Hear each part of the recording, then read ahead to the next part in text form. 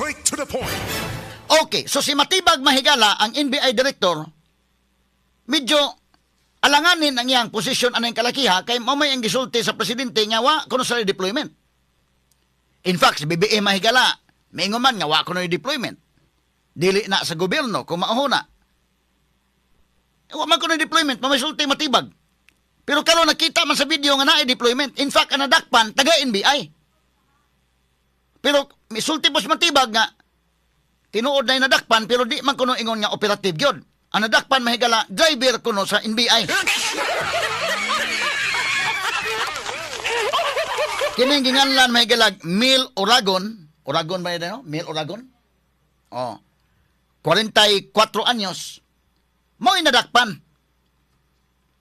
Pero ang nato nakita ng buto-buto di man kay si Mil Oragon ra.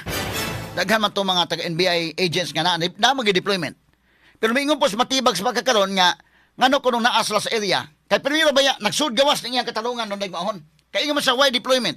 Mabitaw tong gisulting BBM nga wa man kuno. Nihawa naman kuno sa area. Kay tungod doon na order ng Supreme Court pag alas 4 sa hapon ni order ng Supreme Court so gipapahawa sila sa area. O mo ni ang sulti day. Aman ko no ba ito paminawon ko no ni Matibag.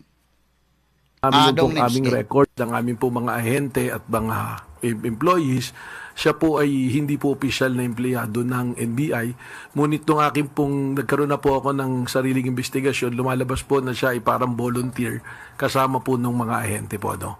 Doon po sa katanungan kung alaw humawak ng baril, yun po kasi yung nakita na naglalakad, pinahawak. Pero yung actual naman po na pangyayari, wala naman po siyang access po dun sa baril na hawak-hawak po niya. Okay, sorry, pause. panghuli na lang. Pause.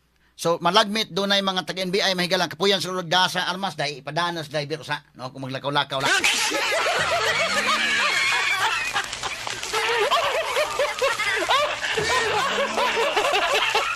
Ano yung pasabot, Matibag, mga sukit, paminaw nga, ang driver, dili ko no, kanay, kay, ang dakong pangutana, kini yung driver, magkadadag import ng driver.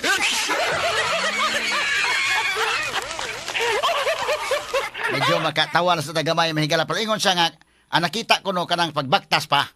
Malagmit gipadaba kami ingon siguro kiba nga mura bag kanabang palabag pari ba ipadalan sa nang kuan sa imong sakristan. Rewind ko no gamay no, rewind ko no nang. Sige dong, balik ko no dong. Sa gisulti dong. Balik ko no gamay Amin names. yung pong aming records ng aming po mga ahente at mga employees, siya po ay hindi po opisyal na empleyado ng NBI. Ngunit nung akin pong nagkaroon na po ako ng sariling investigasyon, lumalabas po na siya ay parang volunteer kasama po ng mga ahente po. No? Doon po sa katanungan kung alaw humawak ng baril, yun po kasi yung nakita na naglalakad, pinahawak. Pero yung actual naman po na pangyayari, wala naman po siyang access po dun sa baril na hawak-hawak po niya. Okay, pause. Kanang istoryahan may galang murag bisag civilian makatawa.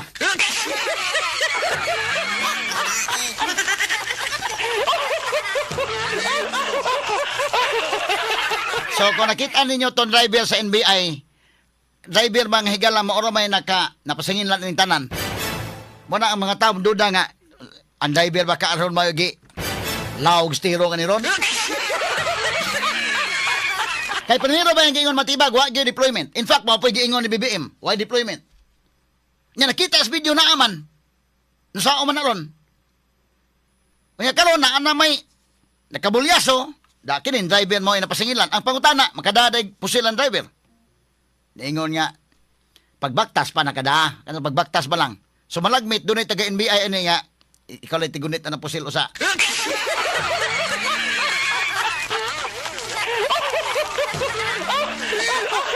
Diyo, makatawa ba lang ba? Pero in fairness, ini Matibag may nasuguan na sad ni. Kaya doon na may report, oh. Tawa, report mga kagalaan sa ato ikot ang ABS ha, i-acknowledge na nato sila. Aman tong kang kwandong, kato akong ipasa ni mo dong. Sige ko no dong. Natang, klaro man kayo na ng taga-NBI. Sige. Asa man to dong, naabad dong? Senate Complex, nagtakbuhan ang NBI agents at napilitan ang mga miyembro ng media na kumubli matapos marinig ang sunod-sunod na putukan. Pause dong. Okay ha, nagtakbuhan mga NBI agents. Daghan, ngayon, driver may nasakpan na ng kalakiharon.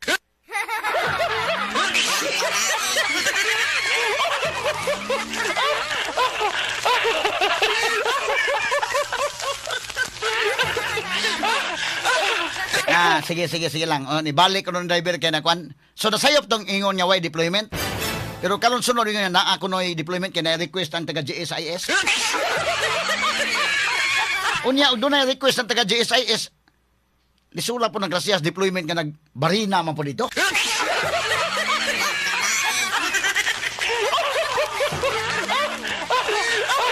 Medyo katawanan ba ha? Sige, sige dong, rewind gamay si kini Corina dong. Si kani kini ni ang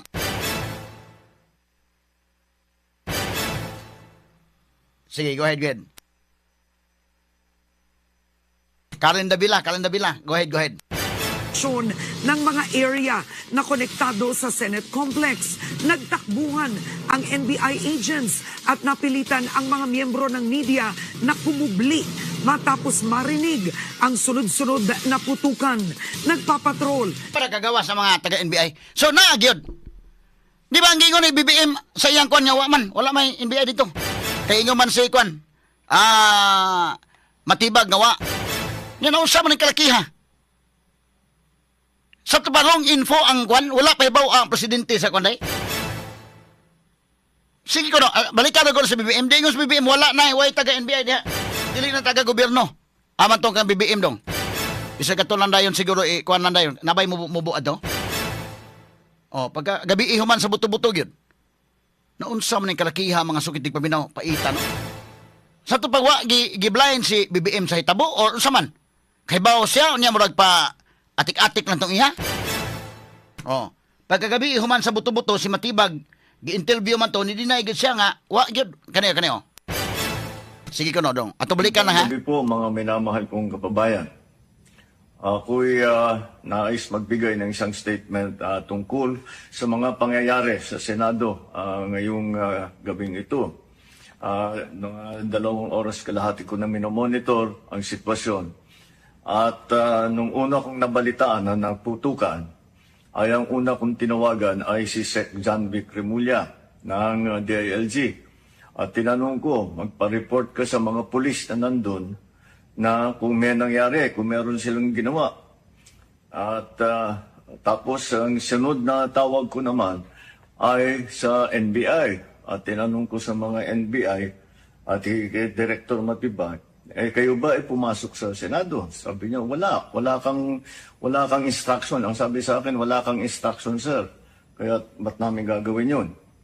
Kaya masasabi ko sa ating mga kababayan, yung nakikita po ninyo na naka-uniforme sa loob, sa mga sa news, ang mga naka-uniforme doon, dalawang klase. Yung PNP, police, na naka-duty sa Senado. Naandun sila para bantayan ng Senado, para mag-crowd control, para mag-secure ang Senado.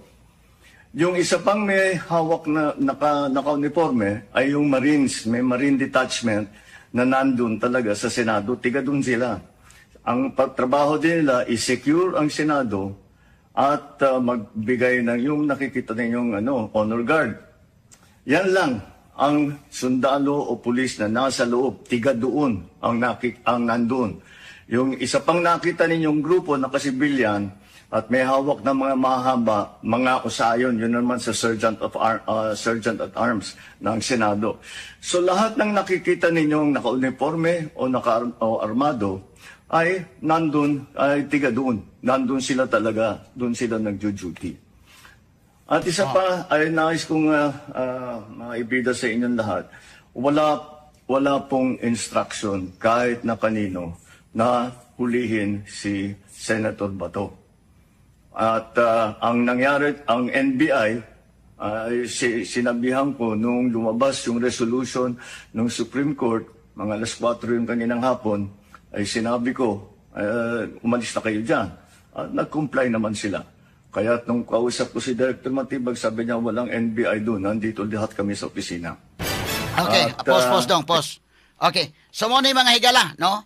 Kining angay nin ko ron, na blind si BBM ani, butan talang blind siya, yan ang susihon. Kada kung tinuod na blind siya, or giblind siya ning iyang mga kuan. Kay number 1 kato si Anticlear bitaw, yung sa Anticlear dili na sa kailan ni Franco mabanta. Sa PGMN, ha? Karon mga kagalaan, ingon pod niya, why deployment sa NBI dito sa area? Yung sa man na naamag yung mga pictures, naamay mga videos, mo na nakalisod dihan dapita mga sukitig paminaw. Murag alanganin maipit tanang kalakihada.